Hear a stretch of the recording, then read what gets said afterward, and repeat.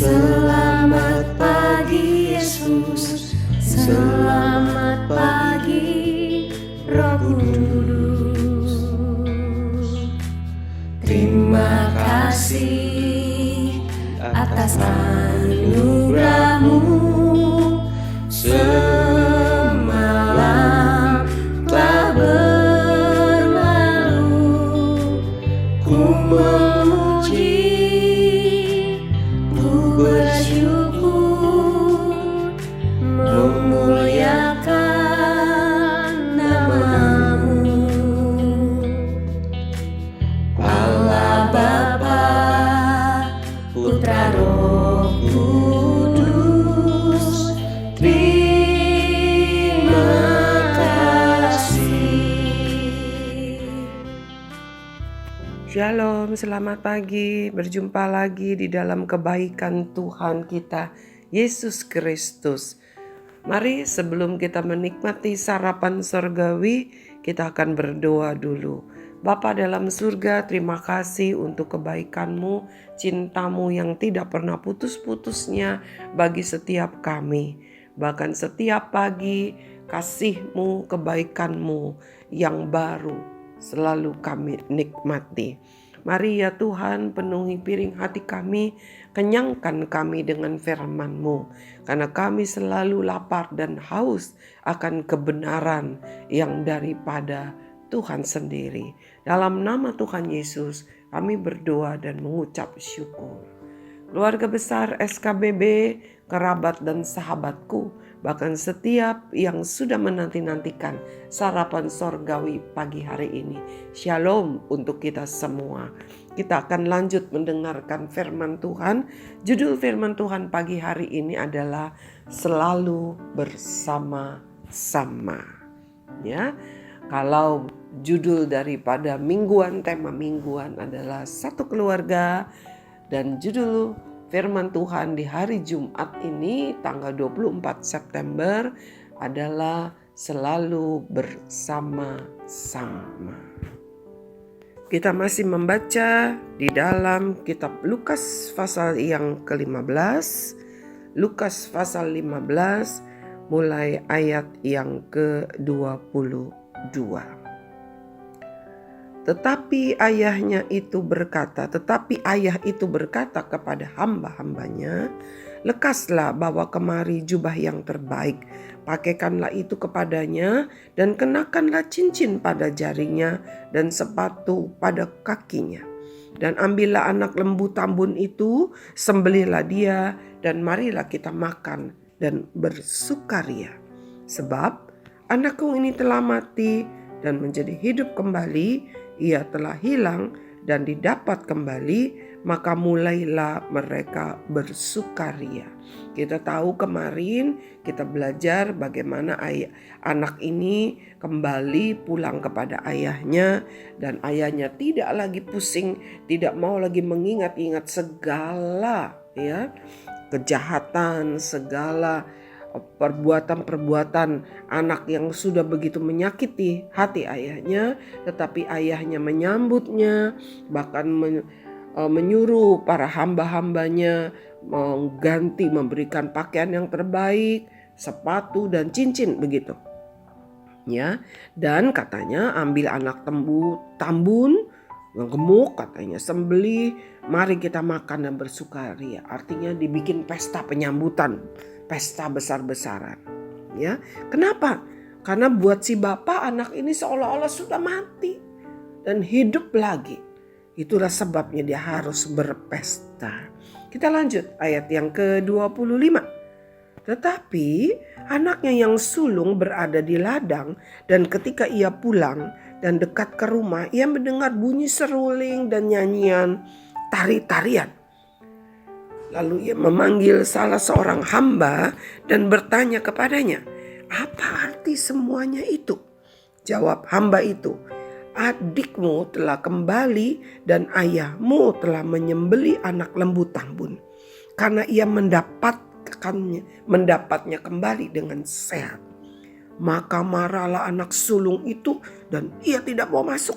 Lalu ayahnya keluar dan berbicara dengan dia.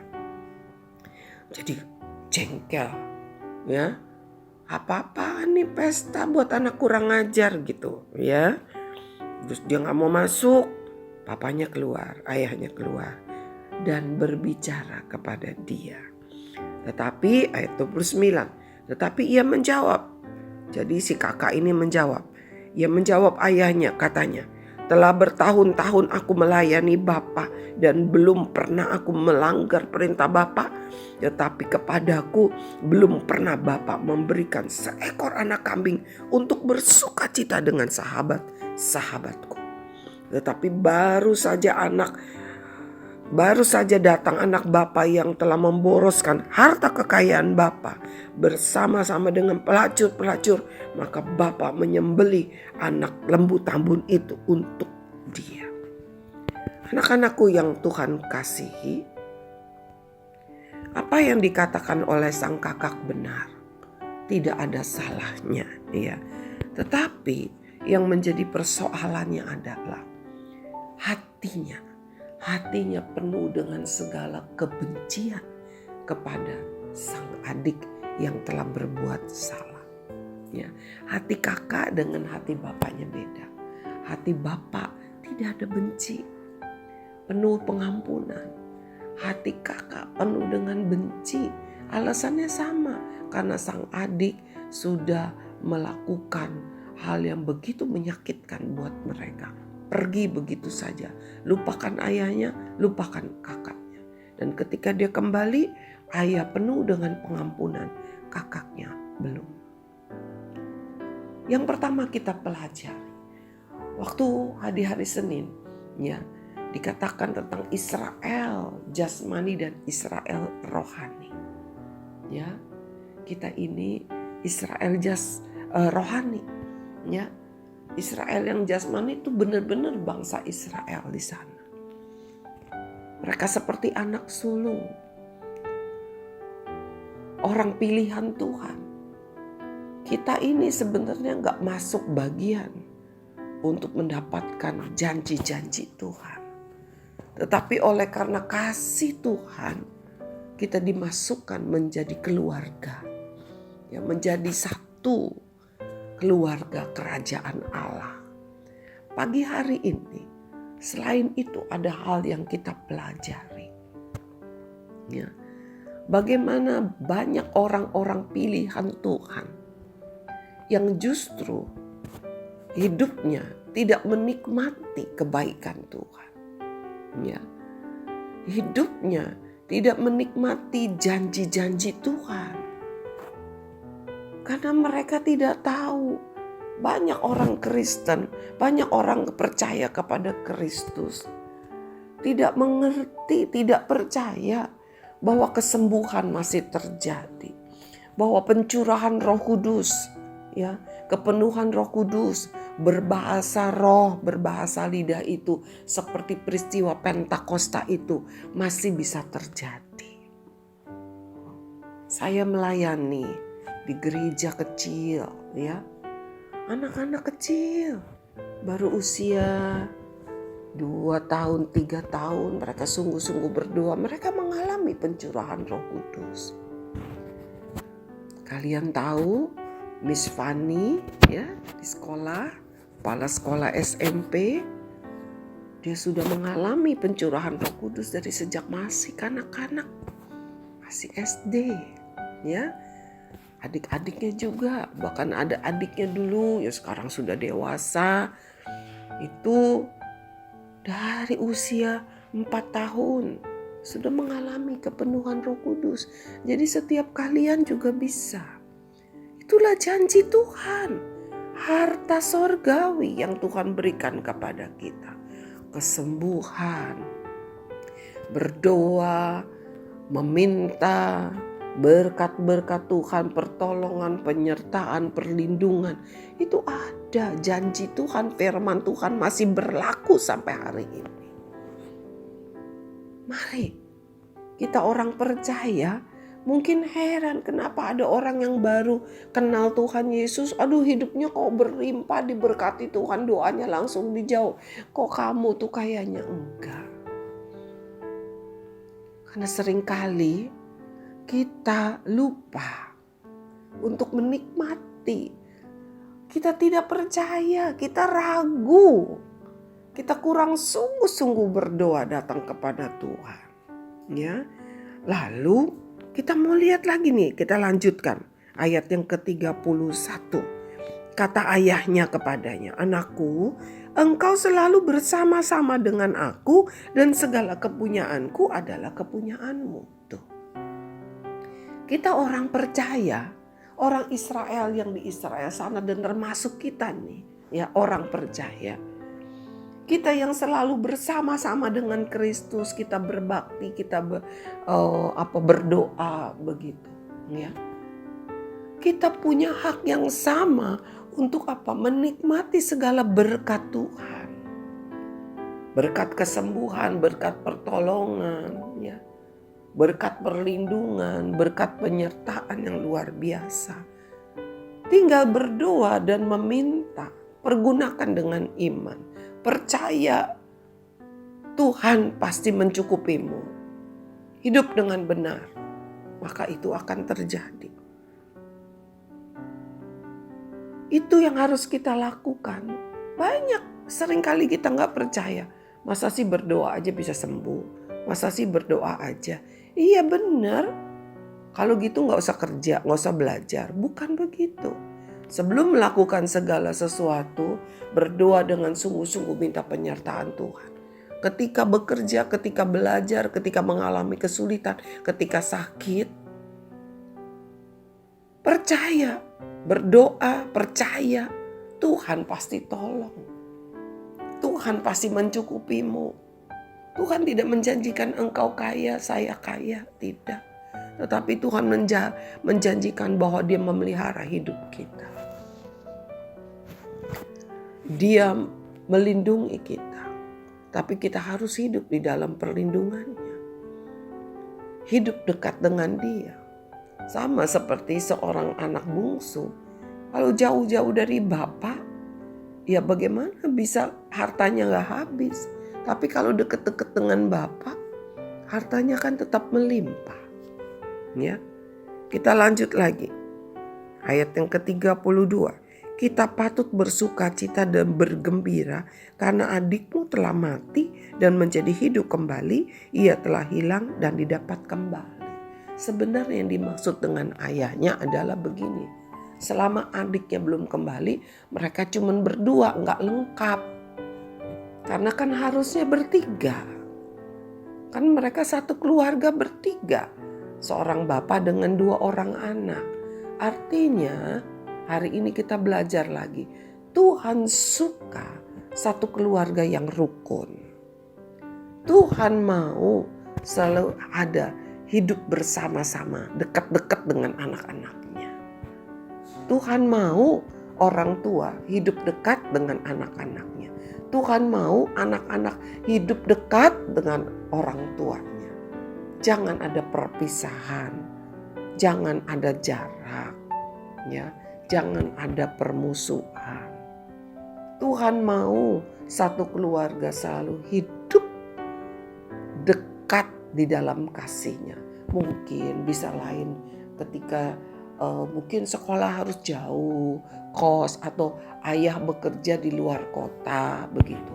Itu memang secara jarak jauh, tetapi hatinya tetap dekat. Karena apa? Diikat dengan kasih Kristus.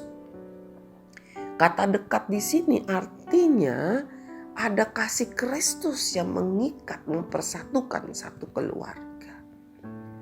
Jangan ada jarak, jangan jauh-jauh. Ayo pagi hari ini, firman Tuhan gak panjang-panjang deh. Ya, Tuhan bilang, yuk jangan ada permusuhan, jangan ada cuek-cuek, jangan ada sikap kurang ajar, jangan ada perbantahan, jangan ada keegoisan. Tetapi satu keluarga hidup di dalam kasih Kristus. Hidup dekat. Oleh karena ada kasih Kristus di dalam hidup kalian bersama. Saling mengampuni, saling mengasihi. Jangan ada iri hati. Kalau kamu hidup satu rumah Tetapi kakak iri kepada adik, adik iri kepada kakak, itu gak ada kasih Kristus, itu sama aja hidupnya jauh berkilo-kilometer. Seperti di seberang lautan, berbeda pulau, berbeda benua, jauh sekali meskipun satu rumah. Karena tidak ada kasih Kristus, yang ada hanya ada pertengkaran dan iri hati. Mari pagi hari ini kita bersama-sama mau hidup di dalam kasih-Nya. Papa mama, anak-anak, kakak adik, orang tua kepada anak, anak kepada orang tua. Biarlah dekat oleh karena kasih Kristus. Hidup bersama-sama, selalu bersama-sama oleh karena kasih Kristus.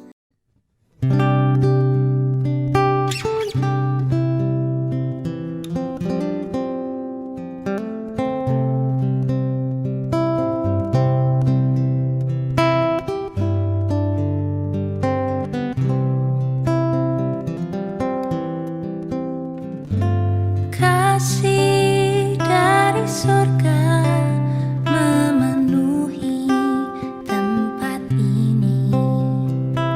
Kasih dari Bapa surgawi. Kasih dari Yesus mengalir di hatiku, membuat damai di hidupku. Mengalir kasih dari tempat tinggi, mengalir kasih dari tahta Allah Bapa.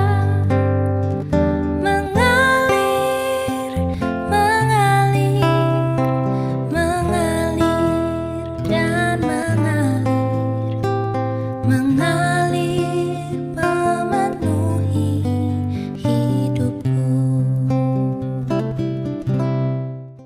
Mari kita berdoa. Bapa dalam surga, terima kasih untuk firman-Mu yang sederhana, yang mengingatkan kami bahwa Tuhan ingin selalu kami hidup bersama-sama di dalam kasih-Mu.